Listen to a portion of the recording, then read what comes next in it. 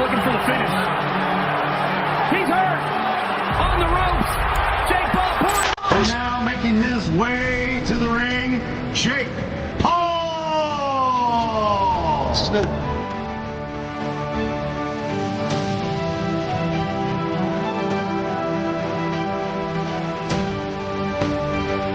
Listen, I started Jake off and I'm gonna finish him.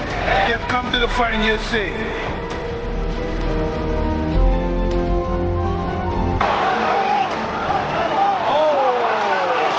Holy renowned content creator and international by way of Cleveland, Ohio, the Problem Child,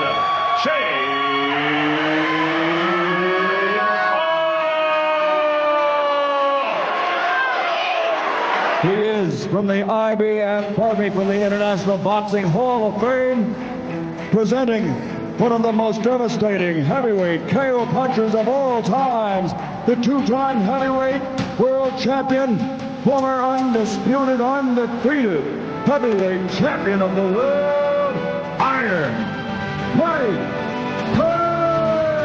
Tyson.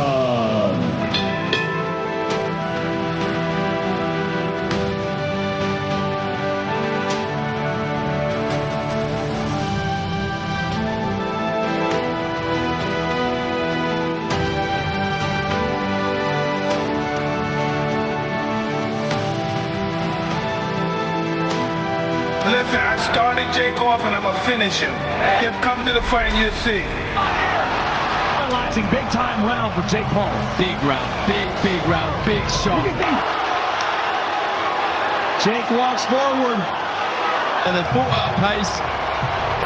Both ready for corner. Celebrate. The boxing world had never witnessed such an electrifying buzz before. The much-anticipated match between the YouTube sensation-turned-professional boxer Jake Paul and the legendary former heavyweight champion, Mike Tyson, was finally happening. For weeks, social media platforms were ablaze with predictions, memes, and heated debates as to how the fight would unfold. Some were excited about the clash of generations, while others dismissed it as a spectacle, an entertainment more than a real contest. But as the day drew nearer, one thing was clear. Everyone was watching. Jake Paul, a man who had transformed himself from a controversial internet star to a formidable boxer, had been on a winning streak. He had silenced many critics with his victories over seasoned fighters, making it clear that he was not just a social media stuntman, but a serious athlete. His work ethic was undeniable, and he trained relentlessly for every fight, understanding that every punch he threw or absorbed was scrutinized by millions. Paul's journey from the Disney Channel to the boxing ring was unprecedented. Victory, his confidence grew. He had already taken down the likes of Ben Askren and Tyron Woodley and Anderson Silva. Now, he was eyeing the ultimate prize, Mike Tyson, a man whose name alone sent shivers down the spines of fighters across generations. Mike Tyson, on the other hand, needed no introduction. His career was the stuff of legend. At the age of 20, he became the youngest heavyweight champion in history, and his reign of terror in the ring was unmatched. Tyson's ferocity, power, and speed in his prime made him a force of nature. Though years had passed since his days of dominance, Tyson's legacy was as strong as ever.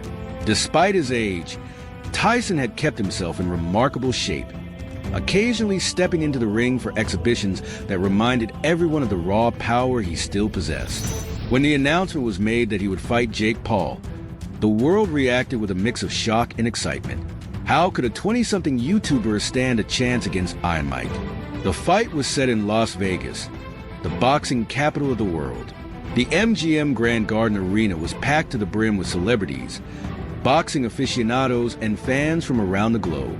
The atmosphere was electric, charged with anticipation and the roar of the crowd. The lights dimmed as the announcer took the center stage, and the fighters were introduced. Jake Paul walked out first, his usual swagger in place, flanked by his team. He was confident, perhaps too confident, as he shadowboxed his way to the ring. He had promised his fans that he would shock the world once again, that he would do what many believed was impossible, defeat Mike Tyson. When Tyson made his entrance, the crowd erupted. The iconic walk, the menacing stare, and the unmistakable aura of a champion filled the arena. Even at 58 years old, Tyson exuded a presence that few could match. His muscles rippled beneath his robe, and his eyes burned with intensity. This was a man who had nothing to prove, yet everything to lose. The respect he commanded was palpable, and as he stepped into the ring, the noise of the crowd reached a deafening crescendo. The first round began with both fighters feeling each other out. Jake Paul, surprisingly quick on his feet, danced around the ring, landing jabs and keeping his distance. Tyson, in contrast, remained calm, his experience showing as he methodically cut off the ring, forcing Paul into uncomfortable positions. The tension was thick, with every movement scrutinized by the audience.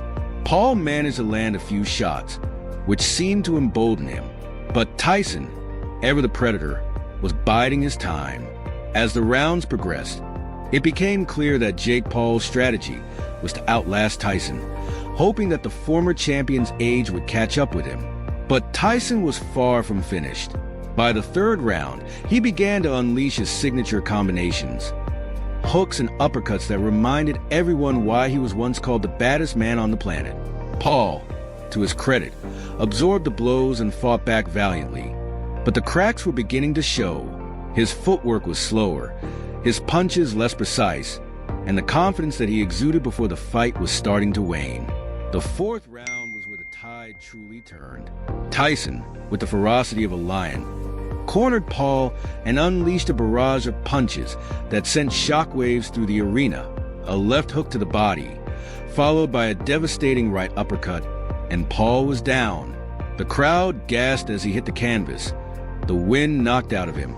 For a moment, it looked like the fight was over, but Paul, showing the heart of a warrior, got back to his feet, blood trickling from his nose, his eyes glazed with determination. The referee gave him the count, and the fight resumed, but it was clear that the momentum had shifted decisively in Tyson's favor. In the fifth round, Tyson's dominance was undeniable.